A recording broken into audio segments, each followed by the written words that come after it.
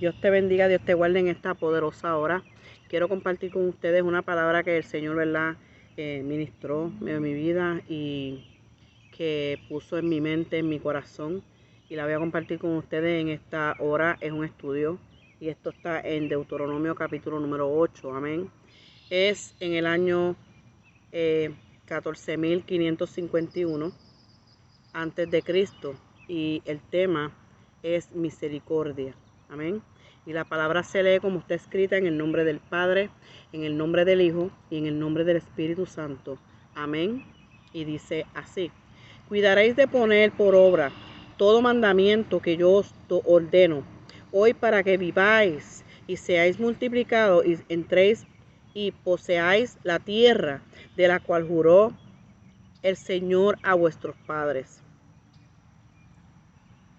Versículo número 2. Y te acordarás de todo el camino por donde ha traído el Señor tu Dios estos 40 años en el desierto, para afligirte, para probarte, para saber lo que estaba en tu corazón, si habías de guardar o no sus mandamientos. Amén. Y aquí, ¿verdad? Esto nos habla, esta palabra es para todo creyente, todo aquel que cree en el Señor y el cual se nos permite pasar por pruebas, ¿verdad?, para probar nuestra fe. Amén. A mí me marcó esta palabra. Entonces, ¿cómo nosotros vamos a actuar y cómo nosotros reaccionaremos? Ahora bien, debemos de actuar conforme a lo que se habla en la Biblia, que es la palabra de Dios. Y reaccionamos conforme a lo que el Espíritu de Dios dentro de ti, dentro de mí, ¿verdad?, nos puede guiar si es que estamos conectados con el Espíritu Santo. Porque si no estamos conectados, créeme, mi hermano, mi hermana, que no vamos a poder. De verdad que no vamos a poder. Con nuestras fuerzas no podemos. Versículo número 3. Y se humilló y te humilló y te hizo tener hambre, y te sustentó con maná, comida que no conocías tú ni tus padres la habían conocido, para hacerte saber que no solo de pan vivirá el hombre, sino de toda la palabra que sale de la boca del Señor. Amén. Y esto, ¿verdad?, en este versículo, Cristo Jesús le citó las mismas palabras a Satanás durante una tentación que tuvo en el desierto. Cada una de las palabras que se encuentran en la Biblia son importantes porque cada una de estas palabras son escritas y vienen de parte de Dios. La Biblia es nuestra guía, es el único manual que nos da profecía de lo que acontecerá, la cual deberá seguir sin desviarnos o mirar atrás de donde fuimos sacados. Amén. Y este mismo versículo número 3 nos manda para Mateos capítulo 4, versículo número 4, y se lee como está escrito. Pero él respondió y dijo: escrito está, no solo de pan vivirá el hombre, sino de toda palabra que sale de la boca de Dios. El hombre es un ser espiritual, como así físico también. Por lo tanto, depende de Dios a través del Espíritu Santo, que es quien te guía, quien nos guía a nosotros como creyentes, ¿verdad? Él nos guía. Versículo número 4. Tu vestido nunca se envejeció sobre ti, ni el pie se te ha hinchado en estos 40 años. A lo que se refiere y nos enseña que Dios, ¿verdad?, en lo sobrenatural permitió que sus vestidos duraran y permanecieran intactos durante 40 años. Y sus calzados, lo cual fue un milagro. Amén, aleluya. Versículo número 5.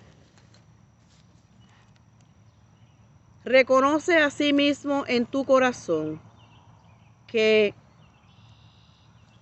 como corrige el hombre a su hijo, así el Señor, tu Dios, te corrige. Amén. Quiere decir que el Señor no nos corrige. Significa que si el Señor no nos corrige, significa que no somos sus hijos. A través de la palabra de Dios, me deja saber que si el Señor no nos corrige, entonces no somos sus hijos. Y este versículo me envía para Hebreos capítulo 12, versículo número 8. Y dice: pero si estáis fuera de la disciplina del cual todos han sido hechos participantes, luego sois bastardos y no hijos. ¿Qué nos quiere decir? Que los que son verdaderos creyentes, aunque estén en el pecado, el Señor piensa, ¿verdad? El Señor piensa que el Señor no los castiga. Esto no quiere decir que vayan a hacer o que vayan a pecar y hacer lo malo. Esto quiere decir que son hijos legítimos. Además, Él los pretenden, ¿verdad? Los que pretenden y los que temen, los que tienen toda la fe, basándose en algo más que la cruz, son, ¿verdad?, todos aquellos hijos legítimos que pretenden tener toda la fe, y ellos se basan en algo más que la cruz. El que es el verdadero hijo será sin ninguna duda castigado de vez en cuando. El Señor nos castiga de vez en cuando. ¿Por qué? Porque Él desea corregirnos. Amén. Él nos quiere corregir. Versículo número 6. Guardará pues los mandamientos del Señor tu Dios, andando en sus caminos, temiendo, ¿verdad? Temiéndolo. Es que nosotros debemos de andar en sus caminos y no en nuestros propios caminos, por su fuerza y no por la fuerza de nosotros. Amén. Versículo número 7. Porque el Señor tu Dios te introduce en la buena tierra, tierra de arroyo, de aguas, de fuentes de abismo, que brotan en las vegas y montes, tierra de trigo y de cebada, de vives, higueras y granos, tierra de olivas, de aceite y de miel. Tierra en la cual no comerás el pan con escasez. No te faltará nada de en ella. Tierra que sus piedras son hierro y sus montes cortarás bronce. Lo que quiere decir cobre. Amén. Y comerás y te saciarás y bendecirás al Señor tu Dios por toda la buena tierra que te habrá dado. Guárdate que no se te olvide del Señor tu Dios, para que no observes, para no observar sus mandamientos y sus decretos y sus estatutos, que yo te ordeno hoy. Eso te lo está diciendo el Señor, me lo está diciendo a mí el Señor. ¿Por qué? A través de su palabra, que es la Biblia.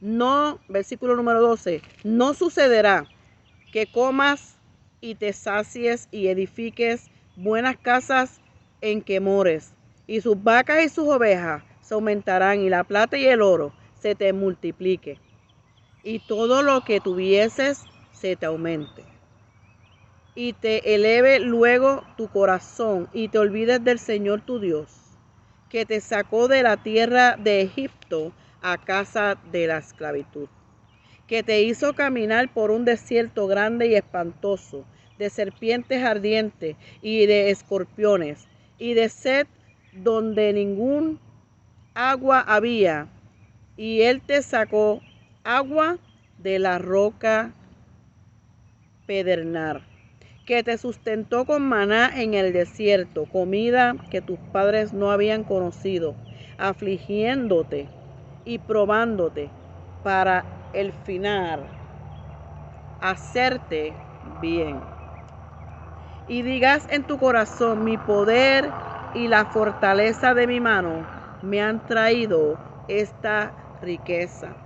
Así, antes acuérdate que de el Señor, tu Dios, porque Él te da el poder para hacer las riquezas, a fin de confirmar su pacto que juró a sus padres en ese día. Amén. Esto, ¿verdad? En Deuteronomio número 8, es que nosotros debemos o tenemos que mantenernos firmes para que la prosperidad no sea la causa de olvidarse del Redentor, el cual es el libro de la guía y de la vida. Debemos de cuidarnos de no pensar en su prosperidad o que su prosperidad tenga su propia inteligencia o poder, sino el poder que viene a través del Espíritu Santo de Dios. Amén. Versículo número 19. Pero será si llegases a olvidarte del Señor tu Dios y anduvieres en pos de dioses ajenos y les sirvieres a ellos y te inclinares hoy testifico contra vosotros, de cierto pereceréis. El Señor está hablando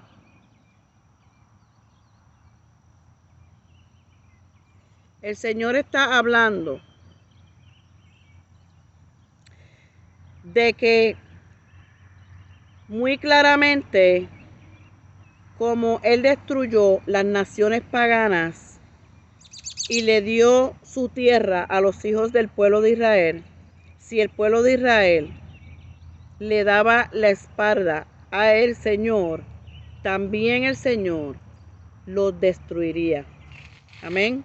Precisamente eso fue lo que sucedió. Amén. Y versículo número 20. Como las naciones que el Señor destruirá delante de vosotros, así pereceréis por cuanto no habéis atendido a la voz de vuestro Señor Dios. Se dice que con mucha claridad el Señor está diciendo que así como Él destruyó todas las naciones paganas, ¿verdad? Así también destruirá a todos los que le den la espalda. Y nos manda para una nota bíblica que es en el capítulo 1 de Oseas, versículo número 5 y versículo número 6, y dice: yo te conocí en el desierto, en tierra seca. Yo te conocí. El Señor conoce a cada oveja de su rebaño. O sea, como pastor de una grey y en medio de un problema o una situación, el Señor puede consolarnos y levantarnos por medio de su palabra y su espíritu. Él conoce todo lo que pasa por nuestras vidas. Él es el sustento espiritual, el cual nosotros tenemos por medio del Señor y a través de su muerte en la cruz. Y su guía por el Espíritu Santo. No hay otra manera de sobrellevar tu prueba o cualquier situación sin su ayuda espiritualmente hablando. Amén. Hablando está. Aleluya. Y en el versículo número 6, ¿verdad? De Oseas, dice, en sus pactos se saciaron y repletos se ensorberció su corazón. Por esta causa se olvidaron de mí. En sus pactos se saciaron.